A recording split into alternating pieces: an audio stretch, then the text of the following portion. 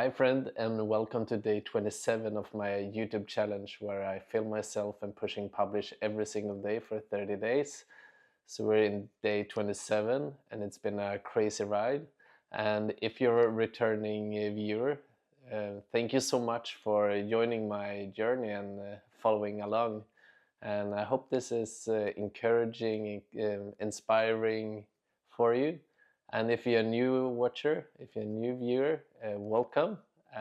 This is a channel where I want to document my growth, my experience, and inspire others for growing and develop and yeah, reaching further in life. So yeah, to the challenge, I film myself for a couple of minutes where I talk about different topics. So far, it's just been spontaneous. Mainly, this challenge is, sadly to say, mostly for me. I just need to get more used to being in front of the camera. But anyways, let's go directly to the topic. So the topic for today is balance, and it's come up lately in a lot of discussions with friends and people I talk with, and I think this is an underrated thing in life. I think I'm speaking now for me. I'm a person who is like I like to do everything like 100% or nothing. I don't want to go crazy or extreme or nothing at all. And I'm a work in progress on this balancing life because I think it's so important. And I will like just scratch that topic because I think it goes in so many more areas in life than what we're thinking about. So food, taking care of our bodies, just mental health. That's the first thing that comes to mind. I think when I'm thinking about a balanced life. But I think it's so much more than just like the general big topics. I think it's go down to everything of how you're dealing with things. So, like first of all, like anything that's healthy and good for you, it's so good. Like nutrition, it's so good to eat the right vitamins and um, carbs and whatever you need, the fat you need. It's a healthy thing to get those healthy things, but they by themselves are not enough. So you can't go and just because a pill is so healthy, you can't just go on that pill and drop everything else. You need to have the balance, and that comes to uh, very clearly in food intake. But I would think it also comes to everything in life. Like, how do you receive feedback? Like, I remember that was a life changing situation for me because I was raised with like, I was so bad with taking feedback. When someone was giving me something negative, feedback, they thought I should do something different.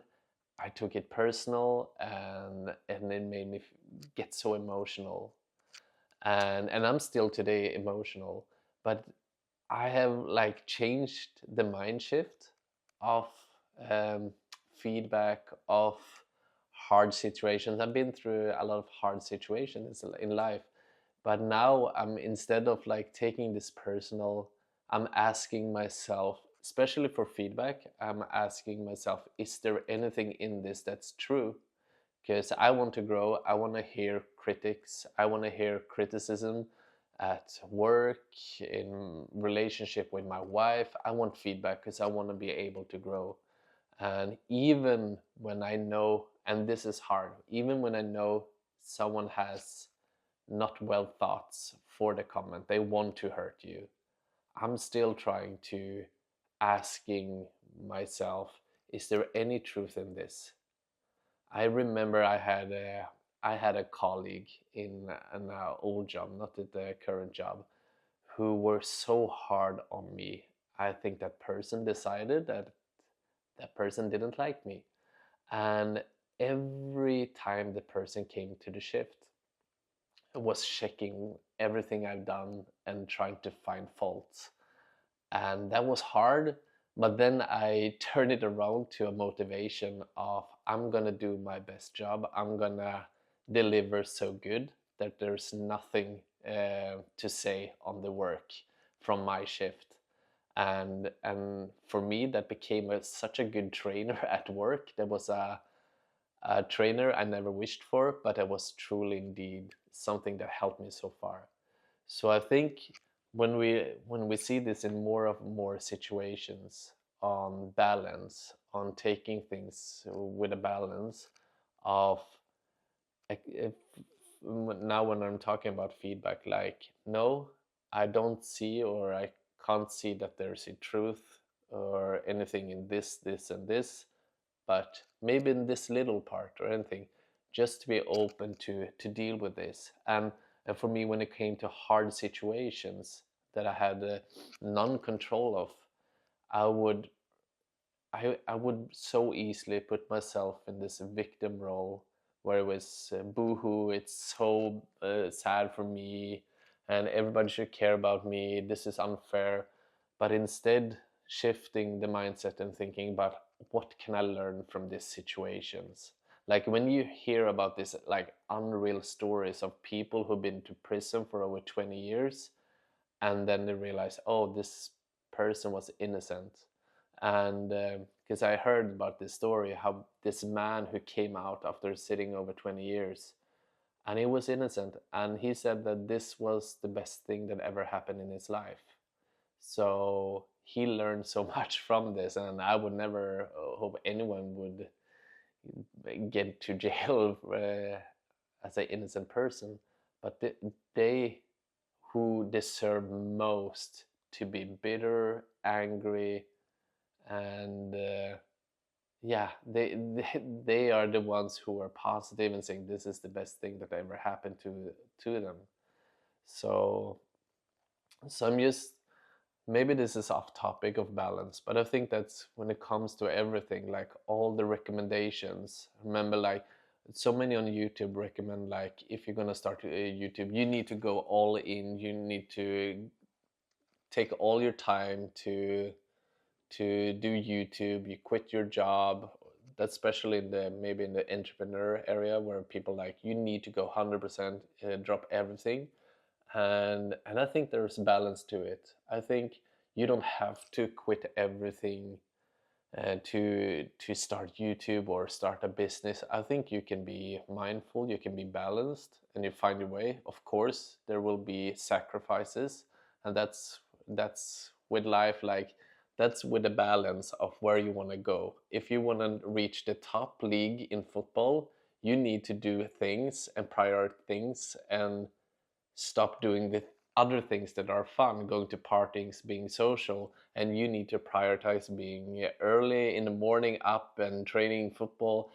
You can't do the same things on the lowest league as the highest league. So there's always a balance.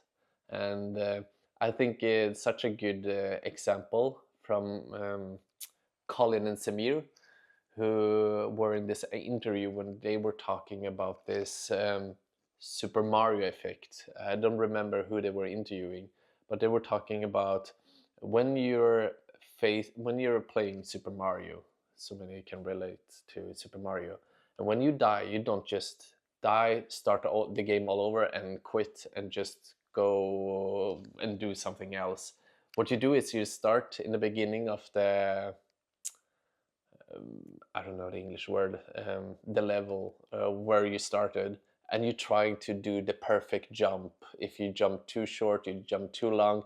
You're trying to be, you need to, you start working on this area so you can get over this obstacle instead of just quitting. And I think that was so good because you're working on this is the same with life. You're working on the few things that makes it better and better and better. And what Samir and Colin said were they directly was thinking about like, okay, get a job. So that's what I'm doing. I'm gonna do this. I love this. I'm dreaming about starting YouTube, but I have a job now that drives the money for the family, and I'm not gonna quit that to just go crazy. And I don't say like you can never do those things. There are situations where you sacrifice and you're taking risks. So there will be situations where you have to take risks, but I think it's like such a balance to just be wise and going forward, um, to not just going and doing some stupid things and think in a magical way this will make the business succeed. Or um, and I think it's also is when you do things not too quickly, you learn so much when you have time to reflect on the things and progress and see what went wrong, what can do better. So for me, YouTube is the long run. I'm loving it. I'm loving the process. I'm totally new to it, but I'm learning it, and I'm not trying to make videos to go viral. Of course, when I make these videos, even that's for me, I'm trying to make thumbnails and things that people want to click. But mostly now it's just for me to get used to this. So so I think there's a balance, and now maybe I go into specific areas when it comes to balance, like feedback and meeting hard situation. But I think if we're if we're thinking about this in all the areas of balance, it can be so easy to take something as just 100% or extreme, but instead we can think about what's the balance here in this situation. And I think that can make such a more stable life and more predictable. And yeah, maybe this is not maybe this sexist topic, but I think that could be something makes you go forward more firm. And yeah, I don't think I don't know. I think I probably said enough on this topic, and I was thinking about something. Anyways, so yeah, my little rant on balance. I think there's so much, um, so much we face in life where we need. I think we need to stop and think about the balance of the situation, of hardship, mourning, feedback, uh, hard people around us, in society. We face so many different situations. It's like, okay, how can we look at this? How can we zoom out and look at this situation differently, and learn from it and grow from it instead of easily just getting hurt. Like getting hurt and having emotions is okay, but what are we doing with it? That's a question for you. What are you doing with the situation you are in now? What do you do with colleagues or classmates or whoever, neighbors who are hard? Like, how can you turn this situation and learn from it? Find a balance in this. That's thought for the brain before you go to sleep. At least here, I'm going to sleep. It's 23:38. So I'm gonna go very soon to bed. Thank you for listening. If you like it, free to thumbs up. And if you want to see more, follow my journey. The challenge is soon over, and then I will start making a bit more well thought through videos. You're welcome to subscribe. But anyways, thank you for listening, and I hope this was inspiring, and hopefully I see you in the next video. Thank you and good night.